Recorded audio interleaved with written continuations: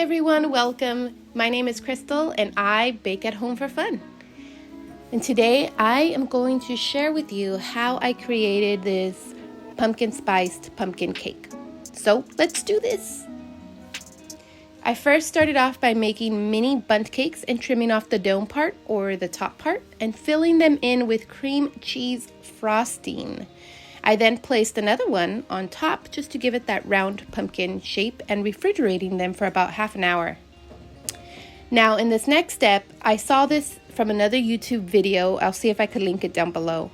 But you basically grab an empty yogurt container and cut out 2 squares. And these are gonna be my tools that I use to create that pumpkin shape. So on the first one, I just did a little curved edge, like a little arch on one. It was real simple to do. Just give it a little arch. And then on the second one, I just trimmed off the corners, giving it a pointed tip. It kind of looks like a little house there. And these are what I used to create that pumpkin shape.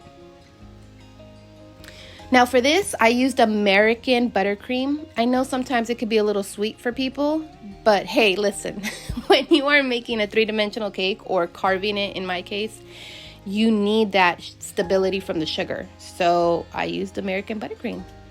Now I'm just gonna put this buttercream that I dyed orange, obviously, all the way around this little cake.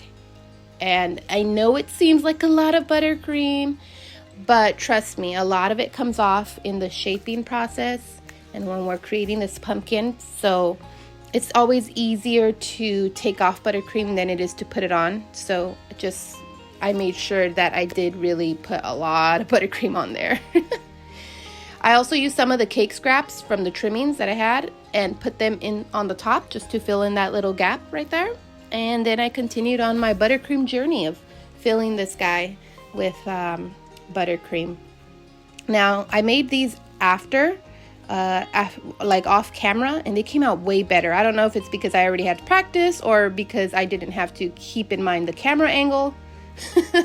Anyways, grab the pointed one first, and then I went from bottom to top, swiping it up and going all the way around the pumpkin like that, leaving spaces in between. So as you can see, it'll slowly come together. I know it kind of looks rough, but trust the process. On this one is a curved edge, the curved one, and you're going to do the same thing, except I went in between the lines I just did. So that really helps to give the pumpkin its shape. And so it's going to look really rough, but we just want the basic general shape of it. When I first made these, I kept trying to shape it. Now looking at the footage, I should have just stopped there because the next step will help you create more of a shape. But there they are. I put them in the refrigerator. Now, not to worry, I didn't stress out about it because I know all pumpkins look different. But this is the leftover scraps, and I made cake pops for the ears of this cake, the ear parts. And my cake recipe was super moist that I didn't even need to add frosting to the cake pop mixture. It just held together by itself, which was amazing for this project. I then also got a wooden skewer, and I indented the little curvatures of the pumpkin. I don't know if this was necessary. I just did it anyways because, I don't know, it makes me feel better. And I put those in the refrigerator. Now, with really, really clean fingers, go ahead and dip them in some water and just a little bit, and go ahead and shape it. Try to smooth out and shape the pumpkin, kind of like if you were working with clay. This worked really well. I try to use the scrapers to help, but I'm sorry. My fingers were the best tools.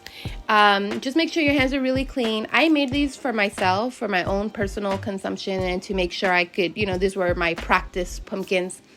When I went ahead and made them for friends and family, I even removed my nail polish for this. So just make sure your hands are clean. Then I grabbed those cake pops and stuck them on each side for the ears. I had to actually trim the sticks because they were too long. So I know they kind of look a little small and unproportionate, but trust me, we're going to put some buttercream frosting on them and it will give it that volume and make them look nice and full. So I just repeated the same process, which surprisingly was easier to do on the smaller pumpkins.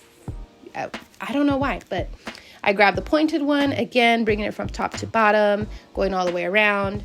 And then I also did the curved tool to kind of scrape in between, just like we did earlier. And I put this little guy in the refrigerator for about at least a half hour, but I would have liked to put it in for at least an hour, now looking back on it. So again, like I said, I just repeated the process on the other ear. And then after it sat in the refrigerator for a while, I did the same technique with the water and smoothing it out.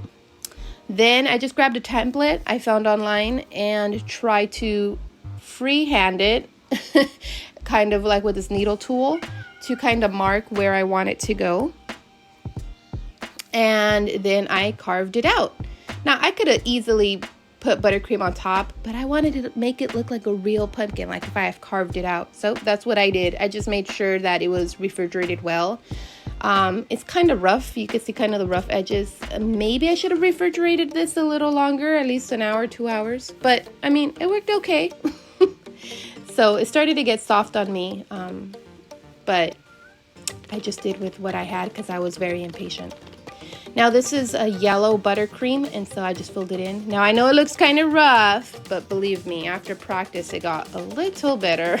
But it still looks cute to me. This is modeling chocolate. It's not fondant. You can use fondant, but I just prefer the taste of chocolate. I had to trim down the little leaf because it didn't really fit. But I just pressed it on there and it held together just by the icing. So worked. And then I put the little stems on top of each smaller pumpkin. And that was pretty much it. It was really fun to create. I then just put it on this little cardboard. Since it's cold, I could still handle it. But there you go. This is the second one I did. And it looks so cute. I mean, I like it. I love it. These were a few extra ones I had. I was so happy with it. I've learned a lot. I made some extras for friends and family after I shot this video, and they came out even better. So here's a little what the inside looks like. My daughter had bitten off the ears, of course. Ears first. And so let me see if I could get a better view of this. There you go. It's a little messy, but really cute and really tasty. So thanks for coming along with me. Thanks for watching, and we'll see you next time. Bye.